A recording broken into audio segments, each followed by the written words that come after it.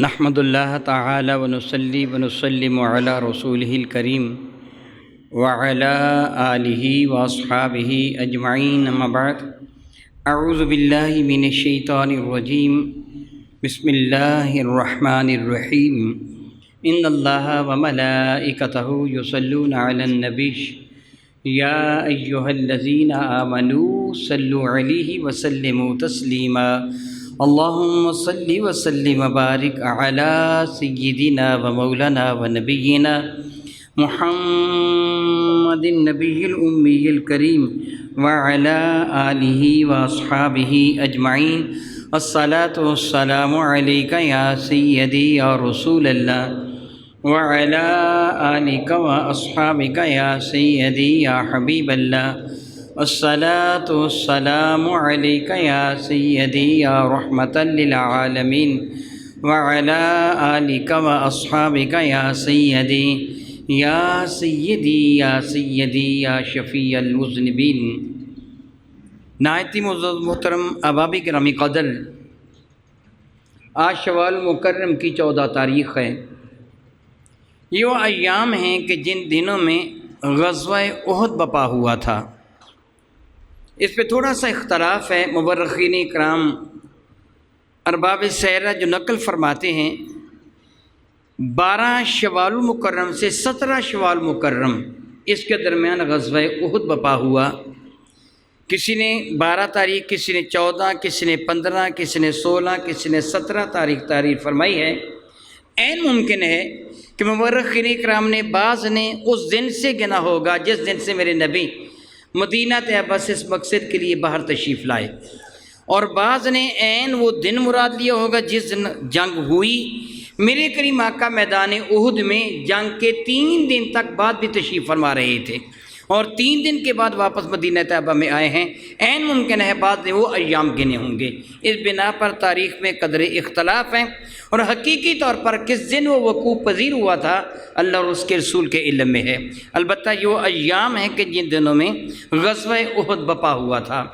میرے اور آپ کے کریمہ کا تاجر اربوجم شفیع معظم رحمت عالم صلی اللہ تعالی علیہ وآلہ وسلم جب تک مکہ مکرمہ میں تھے، اعلان نبوت فرمانے کے بعد میرے کریم آقا کے ساتھ جو سلوک کیا گیا وہ محتاج بیان نہیں۔ جب میرے نبی مدینہ طیبہ میں تشریف لے آئے تو کفار مکہ نے تقریباً 450 کلومیٹر کا فاصلہ طے کر کے بھی مدینہ طیبہ میں مسلمانوں کو چین کی نیند نہیں سونے دیا۔ بار بار ان کو معاذ اللہ تعالیٰ جنگ کی آگ میں جھونکنے کی کوشش کی، اور ان میں سب سے بڑھ کر وہ غزوہ بدر جس کے بارے میں آپ قبل از رمضان مبارک کے ماہ مقدس میں سماعت فرما چکے ہیں وہ ہوا، اور غزوہ بدر میں 70 کے قریب کفار قتل کر دیے گئے جو ان کے صنادید چودھری تھے، بڑے بڑے لیڈر تھے، اور 70 کے قریب ان گرفتار کر لیے گئے تھے، جس سے کفار کو بہت بڑا دھچکا لگا تھا۔ ان دنوں بلا شرکت غیر ابو سفیان کے ہاتھ میں کمان تھی۔ جو بڑے بڑے دوسرے کافر تھے، ابو جہل کیا، عتبہ عتیبہ شیبہ کیا، امیہ بن خلف کیا، یہ تو قتل کر دیے گئے تھے۔ اب جو سرداران مکہ میں جو باقی بچا تھا اپنے قبیلے کا، بنو کنانہ کا سردار، وہ ابو سفیان تھا۔ اگرچہ فتح مکہ کے بعد یہ مسلمان ہو گئے تھے، لیکن اس وقت یہ مسلمان نہیں بلکہ بدترین کافر اور حضور کے بڑے دشمنوں میں ایک۔ انہوں نے یہ پروگرام بنایا کہ وہ مال جو بدر کے سلسلہ میں آپ پہلے سن چکے ہیں، وہ مال جس قافلے کو روکنے کے لیے مسلمان میدان بدر میں تشریف لائے تھے، اس مال سے تقریباً 10,000 اشرفی سونے کے سکے ان کو نفع ملا تھا، اور انہیں سارے کا سارا نفع مسلمانوں کے خلاف جھونک لینے کا پروگرام بنایا۔ ارد گرد کے علاقوں سے لوگوں کو اکٹھا کیا، 10,000 کے قریب لشکر جرار تیار کر کے مدینہ طیبہ پہ حملہ کا پروگرام بنا لیا۔ میرے کریم آقا رسول عربی شفیع معظم رحمت ان کو پل پل کی خبر تھی۔ آپ نے صحابہ کرام کے ساتھ مشورہ کیا۔ مختصر میں عرض کرتا ہوں، بالآخر میرے کریم آقا رسول عربی میدان جنگ میں تشریف لائے، اور احد کے پہلو میں یہ لڑائی لڑی گئی۔ اس بنا پر اس کو غزوہ احد کا نام دیا جاتا ہے، اور احد کا پہاڑ وہ عظمتوں والا پہاڑ ہے کہ میرے نبی فرماتے میں اس سے پیار کرتا ہوں، یہ مجھ سے پیار کرتا ہے۔ اور یہ جنت کے دروازے پر ہے۔ میں آپ کو ایک خوش کن خبر سناتا ہوں، یقیناً آپ کو یہ سن کر خوشی ہوگی۔ علامہ سیوطی رحمۃ اللہ تعالی علیہ نے الخصائص کبریٰ فی معجزات خیر الورا کی پہلی جلد میں لمبی حدیث مبارکہ نقل فرمائی ہے۔ بعض اوقات میں حدیث مبارکہ میں نے بیان کی ہے میلاد النبی کے ایام میں۔ حدیث مبارکہ کا اختصار کے ساتھ خلاصہ یہ ہے کہ حضرت آدم جب جنت میں گئے تو آپ نے دیکھا کہ جنت کے ہر حجر و شجر پر میرے نبی کا نام لکھا ہے۔ کوئی دریچہ، کوئی کھڑکی، کوئی مکان، کوئی در و دیوار، حتیٰ کہ جنت کے درختوں کے پتوں پر، جنت کے پھولوں کی پنکھڑیوں پر بھی میرے نبی کا نام لکھا ہوا ہے۔ یہ الخصائص طویل حدیث مبارکہ، میں نے اس کا ایک قصہ آپ کے سامنے ذکر کیا ہے۔ کچھ عرصہ قبل کی بات ہے، چند سال پہلے کی بات ہے کہ میں جب بارگاہ بے کسنا میں حاضر ہوا تو امین ڈار صاحب جو مسجد نبی شیفہ میں جنہوں نے کام کروایا، اللہ تعالیٰ آپ کو ارمین شیفین کی زیارت کا شرف عطا فرمائے۔ آپ دیکھیں گے مسجد نبوی کے جو ستون ہیں، پلڑوں کے گرد گرد ریک بنے ہوئے ہیں جن میں قرآن کریم رکھے جاتے ہیں۔ وہ پاکستانی شخص ہے، وہ سیاسی آدمی ہے، اس لیے میں نام نہیں لے رہا، اس نے بنوائے ہیں اور امین ڈار نے بنوائے ہیں، یعنی اس سے پیسے اس سے خرچ کیے، کیونکہ وہ مسجد نبی شیفہ میں کافی انوالو تھا اور اس کی کافی وہاں اوبگت تھی۔ میرا وہ عقیدت مند اور مسجد نبی شیفہ میں وہ اپنے اثر سو کی وجہ سے وہ مجھے لے کے گیا۔ لائبریری میں ہر بندہ جا سکتا ہے، تنہا میں ہی نہیں، ہر بندہ جا سکتا ہے۔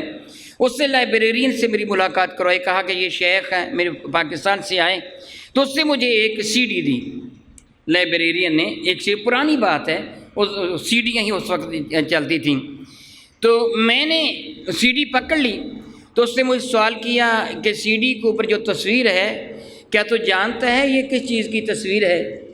میں نے غور کے ساتھ دیکھا تو اس پر لفظ محمد لکھا ہوا تھا، اور اتنا واضح نہیں کہ جس طرح کسی نے خوش خط کر لکھا ہوتا ہے، ایسے نہیں جس طرح آپ دیکھتے بعض پتھروں پہ لکھا ہوتا ہے یا بعض جگہ لکھا ہوتا ہے کہ صاحب پڑھا جاتا ہے لفظ محمد، لیکن وہ نستعلیق انداز میں نہیں کہ جس طرح یہ لکھے ہوئے ہیں، اس طرح نہیں، یعنی بنا ہوا لفظ محمد تھا۔ میں نے کہا یہ تو میرے نبی کا نام ہے۔ اس سے بتایا کہ ہم نے یہ جبل احد کی تصویر ہیلی کاپٹر کے ذریعے لی ہے، یہ لفظ محمد ہے، یعنی جو جبل احد جو ہے نا وہ اس کی تصویر ہیلی کاپٹر کے ذریعے لی گئی زمین پر، تو لفظ محمد لکھا ہوا ہے۔ مجھے فوراً وہ حدیث مبارکہ یاد ہے کہ میرے نبی فرماتے ہیں کہ جنت کی ہر شے پر میرا نام لکھا ہے۔ میرے نبی نے فرمایا یہ پہاڑ جنت کے دروازے پر، اس پر بھی میرے نبی کا نام لکھا ہوا ہے۔ بہرحال جبل احد کے پہلو میں یہ غزوہ ہوا تھا۔ میرے کریم آقا رسول اللہ شفیع معظم رحمۃ اللہ تقریباً 1000 صحابہ کرام کے ساتھ اس غزوہ میں شرکت کے لیے تشریف لائے تھے۔ غزوہ میں بظاہر مسلمانوں کا نقصان ہوا تھا بظاہر، لیکن حقیقت میں ان کے درجات بلند سے بلند تر ہو گئے تھے۔ یہ چیز ایک حقیقت ہے کہ ایمان والا جب میدان جنگ میں آتا ہے، اگر وہ قتل ہو جائے تو شہید، اگر قتل کر آئے تو غازی۔ مفتی احمد یار خان نعیمی نے بڑا خوبصورت سے ایک شعر کہا ہے کہ مسلمان کے دونوں ہاتھوں میں لڈو ہیں، فرماتے مسلمان کے دونوں ہاتھوں میں لڈو ہیں، قتل کر دیا تو غازی، قتل ہو گیا تو شہید۔ قتل کر دیا تو غازی، قتل ہو گیا تو شہید، لٹ گیا تو روزہ، لوٹ لایا تو عید۔ فائدہ ہی فائدہ، فائدہ ہی فائدہ۔ اس جنگ میں 70 کے قریب صحابہ کرام نے مردہ شہادت پایا تھا۔ ان میں سب سے زیادہ عزت و مرتبہ والے میرے کریم آقا کے محبوب چچا حضرت سیدنا حمزہ ہیں رضی اللہ تعالی عنہ، جن کو حضرت امیر حمزہ کے نام سے ہم یاد کرتے ہیں۔ امیر کا معنی آقا ہوتا ہے، جس طرح امیر المومنین ایمان والوں کے آقا، اس لیے ان کو امیر حمزہ کہتے ہیں۔ حضرت حمزہ ہمارے آقا ہیں۔ کیوں آقا ہیں؟ کہ میرے نبی کے محبوب چچا ہیں، میرے نبی ان سے بہت زیادہ پیار فرماتے تھے، بہت زیادہ پیار فرماتے تھے۔ حضرت سیدنا حمزہ رضی اللہ تعالیٰ عنہ، حضرت امیر حمزہ رضی اللہ تعالیٰ عنہ میرے کریم آقا رسول اللہ شفیع معظم رحمت کے نہ صرف محبوب چچا تھے بلکہ اس کے سوا بھی کئی رشتے تھے۔ ان کی عمر مبارکہ میرے کریم آقا رسول عربی کی عمر مبارکہ سے تقریباً 2 سال زیادہ تھی۔ 2 سال کا اتنا فرق نہیں ہوتا۔ یوں سمجھیے جس طرح ہم عمر 2 لوگوں کی آپس میں دوستی ہوتی ہے، میرے نبی کے ساتھ حضرت امیر حمزہ کی یوں ہی دوستی تھی، پیار تھا۔ اور دوسرا رشتہ یہ بھی تھا کہ حضرت سیدنا امیر حمزہ کی والدہ حضرت آمنہ کے چچا کی بیٹی تھی، گویا خالہ کے بیٹے بھی ہیں، چچا کے بیٹے بھی ہیں۔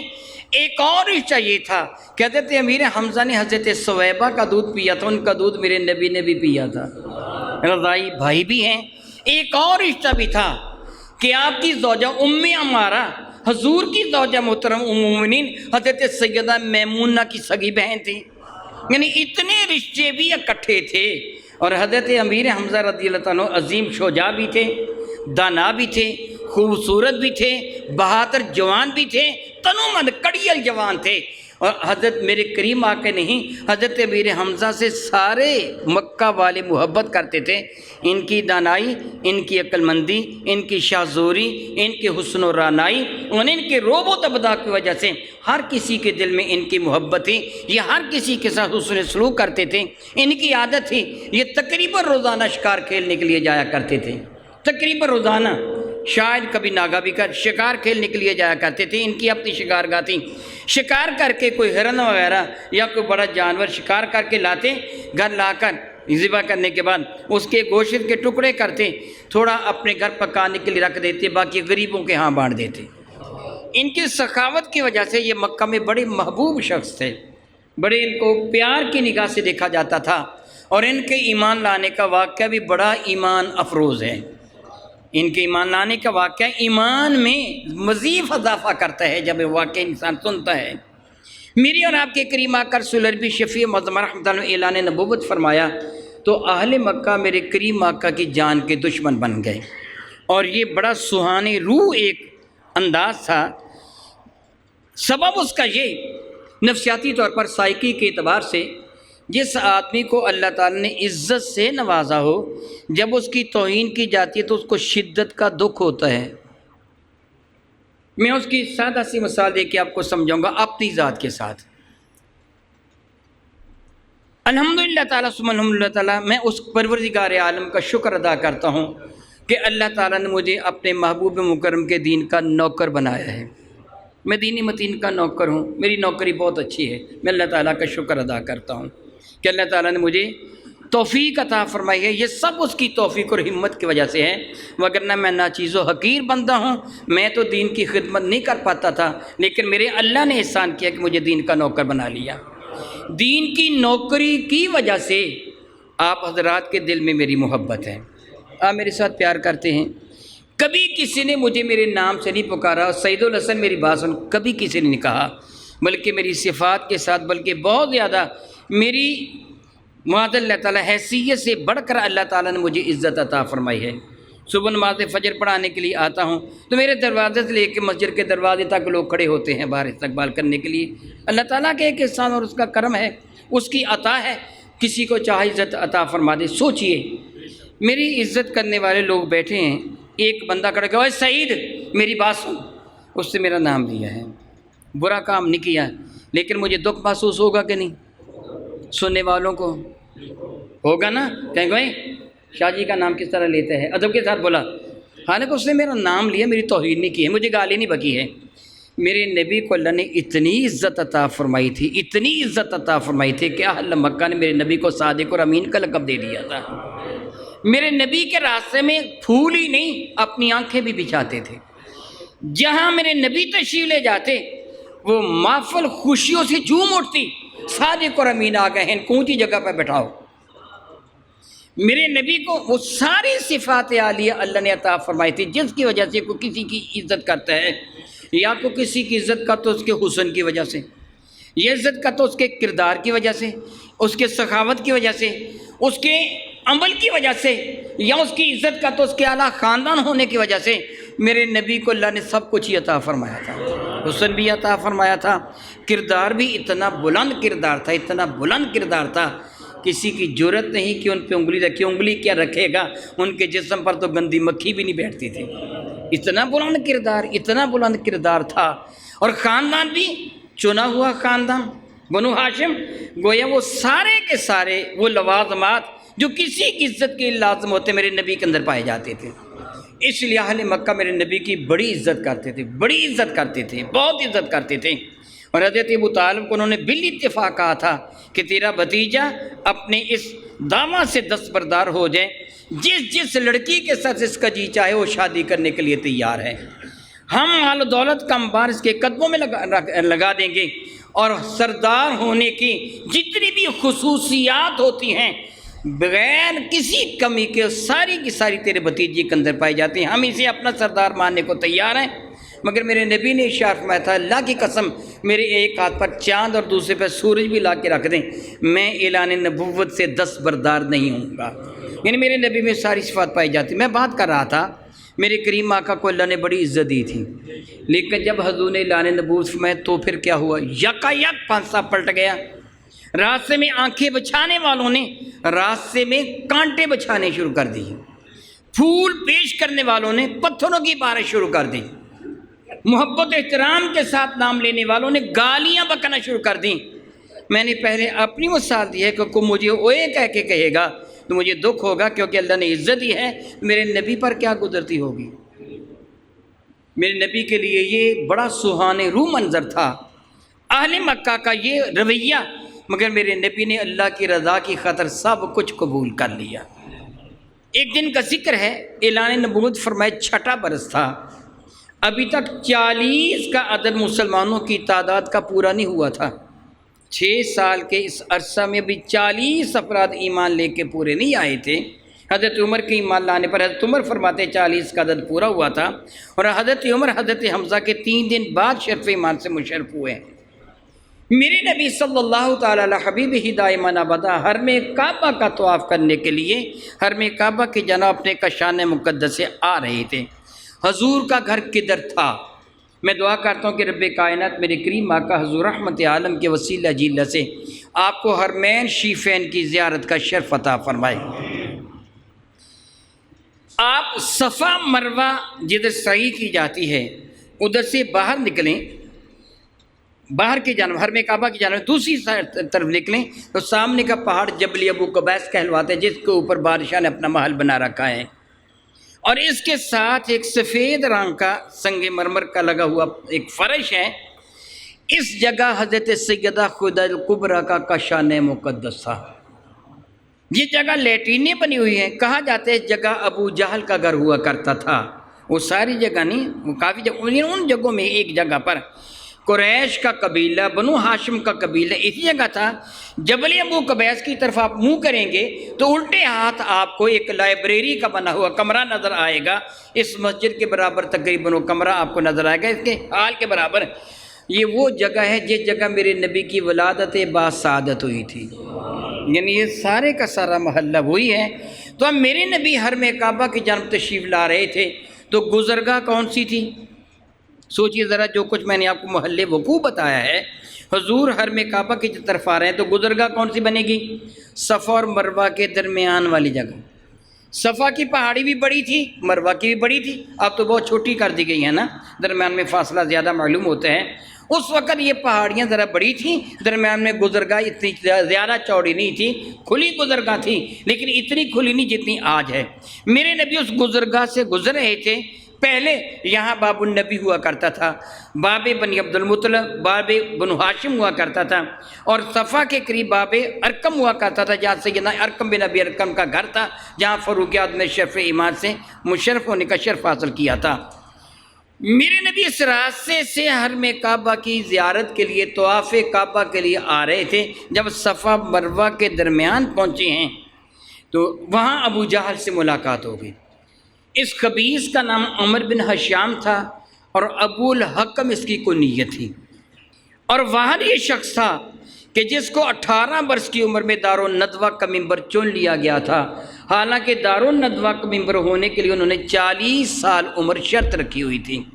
دارالندوہ کہتے ہیں کمیٹی گھر کو، سادہ لفظوں میں پنچایت گھر کہہ سکتے ہیں، مجلس گاہ کہہ سکتے ہیں، یعنی حرم کعبہ کے ساتھ مشرق کی جانب حرم کعبہ کا دروازہ ہے، حرم کعبہ کا دروازہ جانب مشرق ہے، اس کے مغرب کی جانب وہ دارالندوہ کا گھر ایک حویلی تھی جہاں یہ قریش مکہ، سرداران مکہ، صنادیدین مکہ عموماً بیٹھے رہتے تھے۔ سبب اس کا یہ تھا کہ سرداران مکہ خود کام کاج نہیں کرتے تھے، ان کے غلام ایک ایک آدمی 10 12 غلام رکھے ہوتے تھے جو ان کا کام کرتے، بکریاں چراتے، جو بھی کاروبار وغیرہ کرتے، کما کے ان کو لا کے دیتے اور یہ فارغ بیٹھے کھاتے عیش کرتے، یہ دارالندوہ میں بیٹھے رہتے تھے۔ ابو جہل وہاں دارالندوہ کی طرف ہی آ رہا تھا، میرے نبی حرم کعبہ کی طرف، جو کہ دونوں قریب قریب ہے دارالندوہ اور حرم کعبہ۔ ملاقات ہوئی تو اس خبیث انسان نے اپنی ازلی بدبخت کی وجہ سے میرے کریم آقا کے ساتھ دست درازی کی، جس طرح گریباں سے پکڑ لیا۔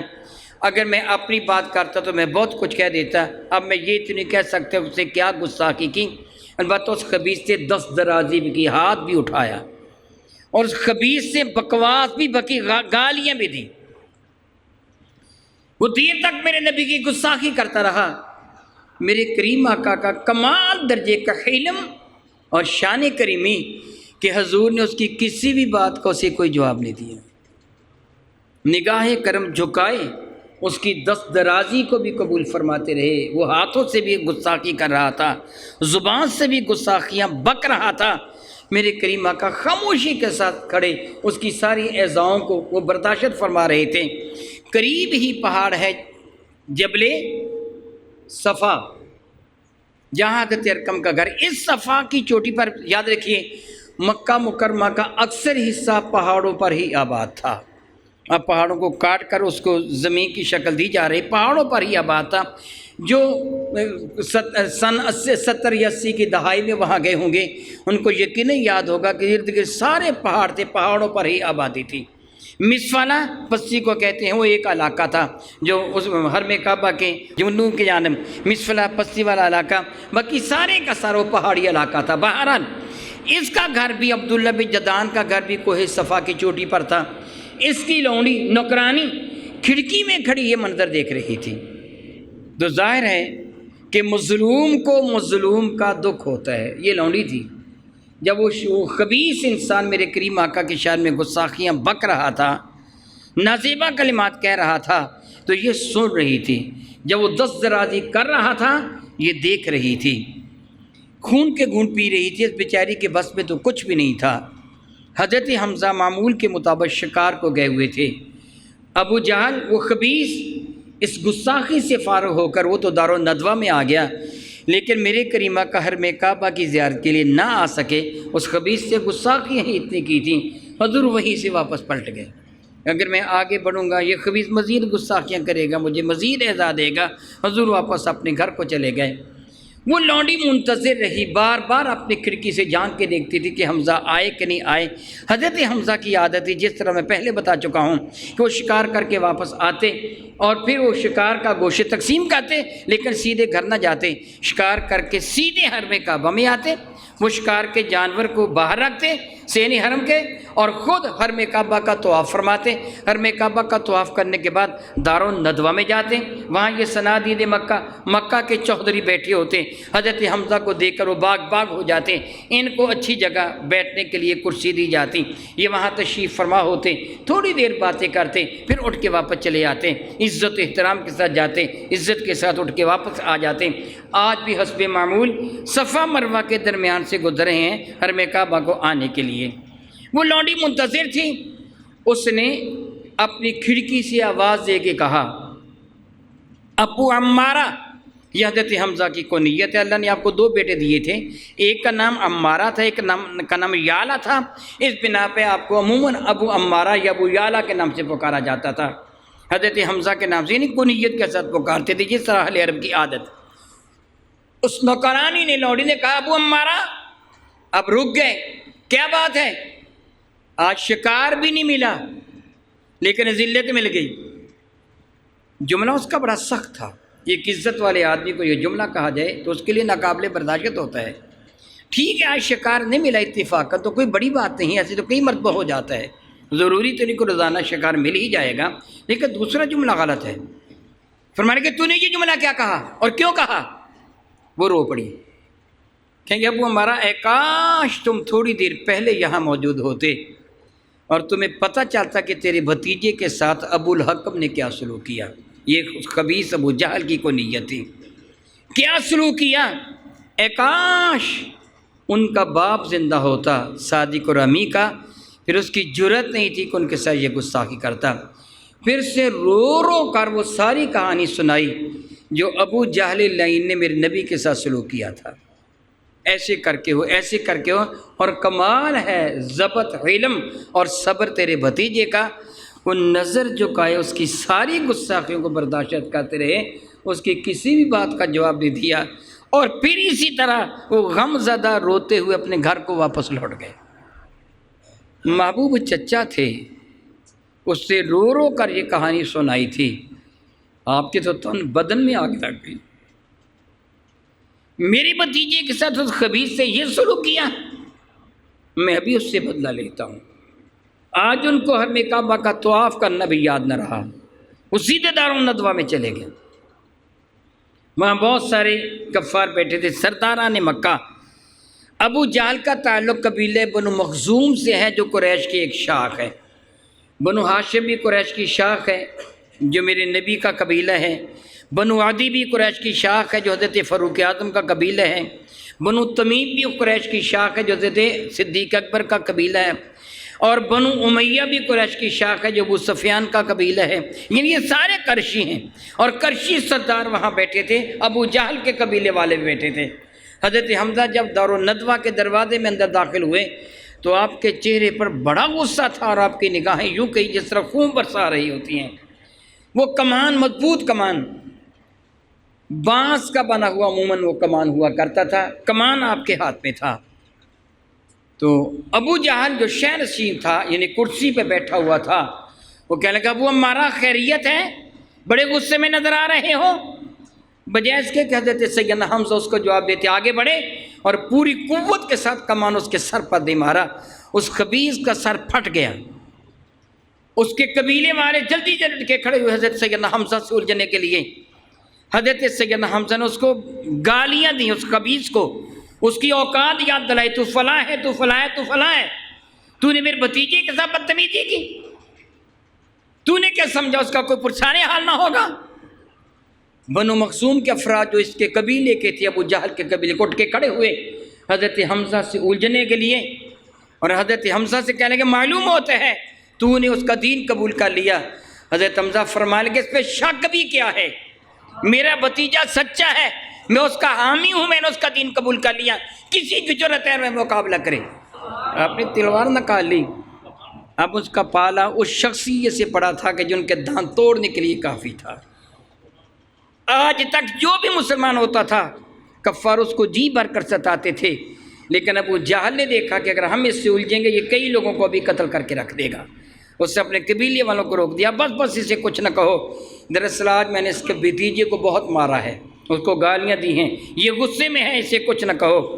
حضرت سیدنا امیر حمزہ فاتحانہ انداز میں دارالندوہ سے باہر نکلے، طواف کعبہ نہیں کیا، سیدھے میرے نبی کے پاس آ گئے صلی اللہ تعالیٰ علیہ حبیبہ دائما ابدا۔ میرے کریم اپنے کشان مقدس میں جلوہ فرما تھی۔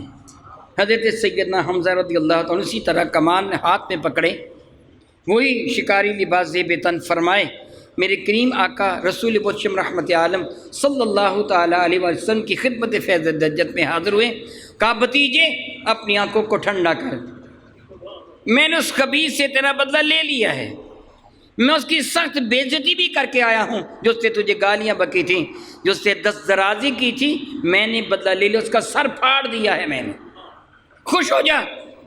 میرے کریم آقا جو تشریف فرما تھے، غم زدہ تھے، نگاہ کرم اوپر اٹھا کے فرمایا چچا میں تو ان باتوں سے خوش نہیں ہوتا، کو میرا بدلہ لے لے، میرے دشمن کو ستائے، میرے دشمن کو سزا دے، میں تو ان باتوں سے خوش نہیں ہوتا۔ حضرت حمزہ نے عرض کیا بھتیجے تم کس بات سے خوش ہوتے ہو، تمہاری خوشی کس بات میں ہے؟ میرے نبی فرمانے کہ اللہ تعالیٰ جل والا کو تسلیم کر لیا جائے، توحید کو مان لیا جائے، میری خوشی اس میں ہے۔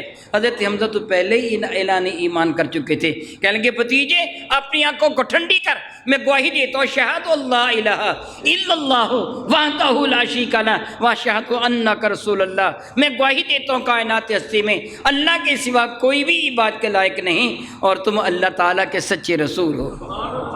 میرے کریم آقا رسول عربی شفیع معظم رحمت نہایت خوشی کے انداز میں اٹھے اور جذباتی انداز میں اپنی چچا محترم کو اپنے سینے کے ساتھ لگا لیا، ان کے ساتھ پیار فرمایا۔ حضرت حمزہ کے ایمان لانے کا یہ واقعہ جب ہوتے اس کے 3 دن بعد حضرت فاروق اعظم بھی شرف ایمان سے مشرف ہو گئے تھے۔ میرے کریم آقا رسول عربی شفیع معظم رحمۃ اللہ مدینہ طیبہ تشریف لائے، پھر غزوہ احد جب ہوا تو حضرت حمزہ نے اس غزوہ میں حصہ لیا۔ دیکھیے عمومی طور پر ایک فطری تقاضا ہے، ایک شخص کے ساتھ نہیں، عموماً سب کے ساتھ ہے۔ عموماً لوگوں کا دایاں ہاتھ کام کرتا ہے، میرا بھی دایاں ہاتھ زیادہ کام کرتا ہے، ہاتھ تو دونوں کام کرتے ہیں، مگر جو قوت دائیں کی ہے وہ بائیں کی نہیں ہے۔ آپ بھی جانتے ہیں، اپنے لکھنا چاہیں یا کوئی بھاری کام کرنا چاہیں تو دائیں ہاتھ کے ساتھ کرتے ہیں اور بائیں ہاتھ، بعض لوگوں کا بائیں ہاتھ چلتا ہے۔ اللہ تعالیٰ نے حضرت حمزہ کو خصوصیت عطا فرمائی تھی، ان کو دونوں ہاتھ برابر کے کام کرتے تھے، اس لیے آپ میدان جنگ میں ایک سے نہیں 2 تلواروں سے لڑائی کرتے تھے۔ جس طرح ہم داہنے ہاتھ میں وہ چیز لے کر پکڑ کر مارتے ہیں، کسی کو چھڑی وغیرہ مارنی ہو وغیرہ وغیرہ یا کلہاڑی چل دائیں ہاتھ سے، تو آپ کے دونوں ہاتھ برابر کے، آپ 2 تلواروں کے ساتھ لڑائی کرتے تھے۔ جب میدان احد میں آپ تشریف لائے ہیں تو آپ کے ہاتھ میں 2 تلواریں ہی تھیں، ایک دائیں ہاتھ میں تھی اور بائیں ہاتھ میں تھی، اور دونوں ہاتھوں سے برابر کفار کا قتال و جدال کر رہی تھی، ان کو موت کے گھاٹ اتار رہے تھے۔ کسی کی جرأت نہیں تھی کہ حضرت حمزہ کے مد مقابل آتا۔ واشی ایک حبشی انسان تھا جس سے حضرت امیر حمزہ کو شہید کیا۔ کیونکہ وقت کم ہوتا ہے اس لیے میں زیادہ تفصیل میں نہیں جا سکتا۔ واشی بعد میں فتح مکہ کے موقع پر جب میرے کریم آقا مکہ مکرمہ میں تشریف فرما تھے، واشی بھی، ہندہ بھی، ابو سفیان بھی، یہ سارے مسلمان ہو گئے تھے۔ مسلمان ہونے کے بعد واشی سے کسی نے سوال کیا تھا، بلکہ میرے نبی نے بھی سوال کیا تھا اور فرمایا تھا کہ تو میرے سامنے نہ بیٹھا کر، مجھے میرے چچا یاد آ جاتے ہیں، ایک طرف بیٹھا کر۔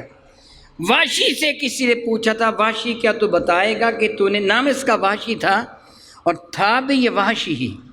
واشی اسے کہتے جس کو دیکھ کر جسم پر وحشت طاری ہو جائے، ڈر طاری ہو جائے، جس طرح جنگل کے جانوروں کو واشی کہتے ہیں کہ وحشت کھاتے ہیں انسان سے۔ اس کی شکل و صورت بھی عجیب و غریب تھی، تھا بھی یہ حبشی و نسل، کالا کلوٹا تھا۔ بہرحال میں تفصیل میں نہیں جاتا۔ واشی سے پوچھا گیا کہ تو نے حضرت حمزہ کو جو شہید کیا تو وہ منظر بیان کر، تو اس نے کہا کہ جب میں قریش کے ساتھ مکہ مکرمہ سے چلا تو مطعم بن جبیر میرا آقا تھا، اس نے مجھے خریدا تھا کام کاج کرنے کے لیے۔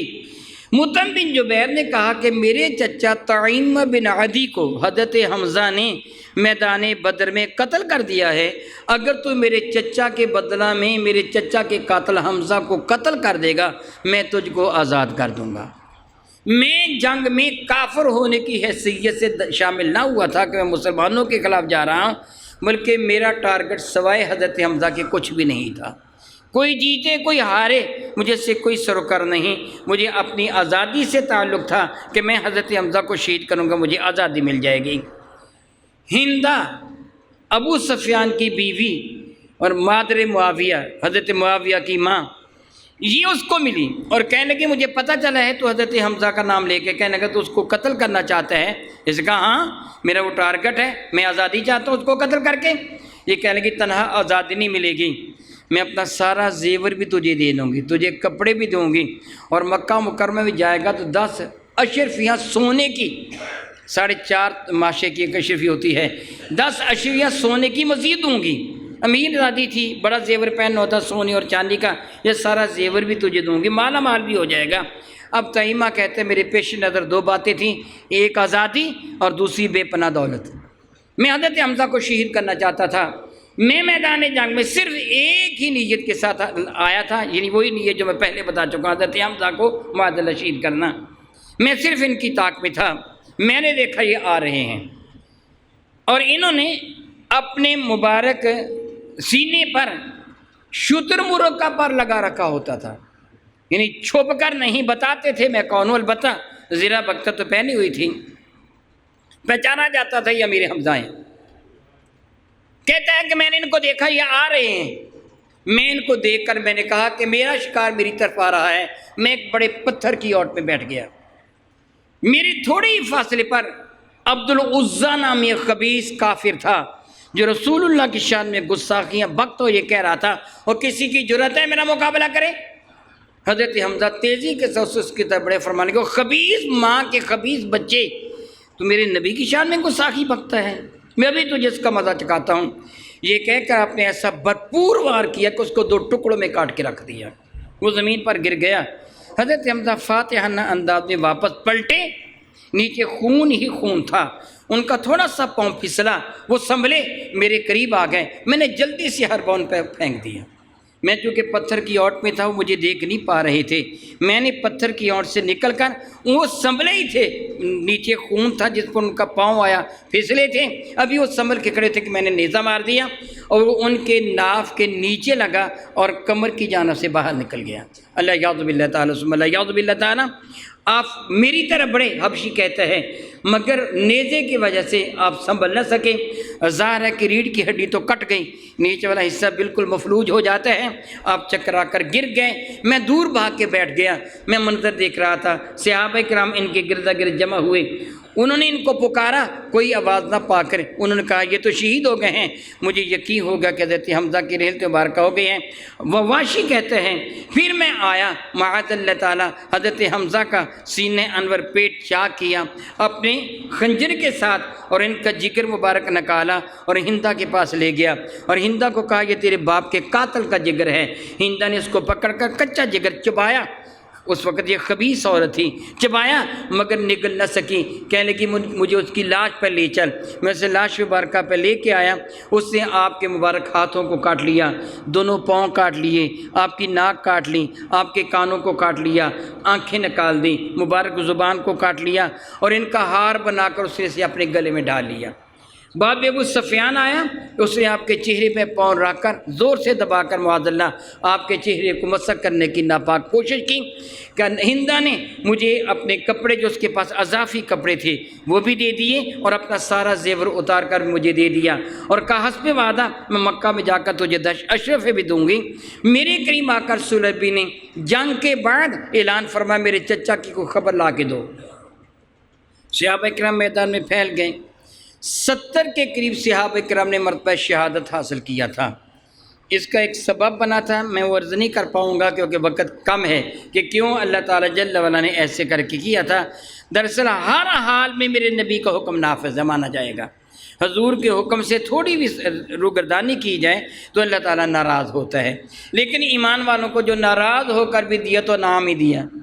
میں وہ مثال دیا کرتا ہوں نا، ماں غصہ میں آ کر اپنے بچے کو گالیاں، اوے تر جانے ہاں، گالی دے گی تو گالی کیا دے گی، اوے تر جانے ہاں کی کر رہے ہیں، تر جانا گالی بھی وہ دیتی ہے تو بد دعا نہیں دعا ہی دے دیتی ہے۔ تو رب کائنات نے جو ان کو تنبیہ کی وہ بھی انعام کی شکل میں کہ مرتبہ شہادت دے دی ہے۔ بہرحال میرے نبی صلی اللہ علیہ وسلم فرمایا تو حضرت سیدنا علی المرتضیٰ نے تلاش کر لیا، میرے نبی کو آ کے خبر دی، ان کی حالت کے بارے میں بتایا، اور رو رہے تھے حضرت علی۔ میرے نبی ان کی لاش مقدسہ پہ گئے، راوی فرماتے کہ آج تک میں نے اپنے نبی کو اس طرح بلک کے روتے نہیں دیکھا جس طرح حضرت حمزہ کی لاش پر حضور روئے تھے۔ حضور کو شدید دکھ تھا، حتیٰ کہ نماز جنازہ پڑھتے ہوئے بھی میرے نبی رو رہے تھے۔ پھر رب کائنات جل کے حکم پر میرے نبی نے صبر فرمایا، واقعہ طویل ہے۔ میرے کریم آقا رسول اللہ نے ارشاد فرمایا میرے چچا سید الشہداء ہیں۔ ہم حضرت سیدنا امام حسین علیہ مقام رضی اللہ عنہ کو سید الشہداء کہتے ہیں، ٹھیک ہیں وہ بھی سید الشہداء ہیں کہ جنت کے جوانوں کے سردار ہیں۔ حضرت امام حسین امام حسن جنت کے جوانوں کے سردار ہیں، میرے نبی نے ان کو سیدہ شباب اہل الجنہ قرار دیا، یہ جنت کے جوانوں کے سردار ہیں، وہ جنت میں شہداء بھی ہیں، تو امام علی مقام وہ شہداء کے بھی تو سید الشہداء، مگر حضرت حمزہ کو میرے نبی نے سید الشہداء کا لقب عطا فرمایا۔ میرے چچا سید الشہداء ہیں۔ پھر اللہ کی قسم ذکر کر کے فرمایا میں آسمانوں میں لکھا ہوا دیکھ رہا ہوں کہ حمزہ تو اسد اللہ و اسد رسول ہی، حمزہ اللہ کا بھی شیر ہے، اللہ کے نبی کا بھی شیر ہے، اللہ کا بھی شیر ہے، اللہ تعالیٰ کے نبی کا بھی شیر ہے۔ میرے کریم آقا کے حکم پر حضرت عبداللہ بن جاش رضی اللہ تعالیٰ عنہ کے ساتھ حضرت حمزہ کو قبر انور میں لٹا دیا گیا۔ آج بھی ان کا مزار مقدس مرجع خلائق ہے۔ میں دعا کرتا ہوں کہ رب کریم میرے کریم آقا کے صدقہ سے آپ کو حرمین شریفین کی زیارت کا شرف عطا فرمائے، اور آپ حضرت حمزہ رضی اللہ عنہ کی خدمت فیض درجت پہ بھی حاضری دیں۔ میرے نبی فرماتے ہیں کہ قیامت تک جو بندہ میرے چچا کو سلام عرض کرے گا، میرے چچا اس کے سلام کا جواب دیں گے، گویا اس کے لیے دعائے رحمت کریں گے۔ یہ ایک مجرب بات ہے، مجھے ایک نے نہیں کئی لوگوں نے بتایا۔ الحمدللہ تعالیٰ ثم الحمدللہ تعالیٰ، اللہ تعالیٰ کا احسان و کرم ہے، بارگاہ رسالت باب میں عموماً حاضری ہوتی رہتی ہے، حضرت حمزہ کے ہاں بھی۔ میرے نبی ان کی زیارت کے لیے میدان احد میں عموماً جایا کرتے تھے۔ میرے نبی اپنے چچا کی قبر انور کی زیارت کے لیے میدان احد میں جایا کرتے تھے اور دعا فرمایا کرتے تھے۔ جو میں نے عرض کیا کہ میرا نہیں، لوگوں کا تجربہ جو مجھے وہاں بکثر لوگوں نے بتایا کہ یہ بات نہایت ہی مجرب ہے۔ اگر کسی کو اللہ نے اولاد نہ دی ہو، اگر کسی کو اللہ نے اولاد نہ دی ہو، وہ حضرت حمزہ کے مزار مقدس پر جائے، قبر انور پر جائے، ان کی روح کو اصال ثواب کر کے اللہ تعالیٰ سے عرض کرے کہ اے اللہ تعالیٰ اپنے نبی کے چچا محترم کے وسیلہ سے مجھے بیٹا دے، میں اس کا نام حمزہ رکھوں گا تو اللہ بیٹا عطا فرما دیتا ہے۔ مجھے بہت سارے لوگوں نے بتایا، وہاں حاضری کے لیے جائیں تو لوگ موجود ہوتے ہیں نا، وہ کہتے ہیں یہ مجرب ہے، تجربہ کر کے دیکھ لیں، رب کائنات عموماً بیٹا عطا فرما دیتا ہے۔ میرے آقا رسول عربی شفیع معظم رحمۃ اللہ کی خدمت فیض درجت میں بعض علماء یہ فرماتے ہیں حاضری سے قبل حضرت حمزہ کی خدمت فیض درجت میں حاضری دیں اور ان سے عرض کرے کہ حضور میں بارگاہ رسالت باب میں حاضر ہونا چاہتا ہوں، آپ میرے نبی کے محبوب چچا ہیں، ان سے عرض کر دیں کہ وہ میری حاضری کو قبول فرما لیں تو عموماً دعا قبول ہو جاتی ہے، عموماً دعا قبول ہو جاتی ہے۔ گویا بارگاہ رسالت باب میں حاضری سے پہلے ان کی خدمت میں حاضری دے دی جائے تو بھی افضل ہے، ضروری نہیں ہے۔ آپ کا جی چاہے تو پہلے بارگاہ رسالت باب میں حاضری دیں، لیکن کوشش کریں میرے نبی کی سنت بھی ہے، پھر حضرت حمزہ کے ہاں حاضری دیں۔ میرے نبی کے محبوب چچا ہیں، میرے نبی ان سے بہت زیادہ پیار فرماتے تھے۔ الحمدللہ تعالیٰ ثم الحمدللہ تعالیٰ، ہمارا عقیدہ بھی یہی ہے کہ رب کائنات کے محبوب بندے ہمارے لیے ایک وسیلہ ہیں۔ اللہ تعالیٰ کے حضور میں دعا کرتا ہوں رب کائنات حقائق کو سمجھنے پھر عمل کی توفیق عطا فرمائے۔ آمین ثم آمین، وآخر دعوانا ان الحمدللہ رب العالمین۔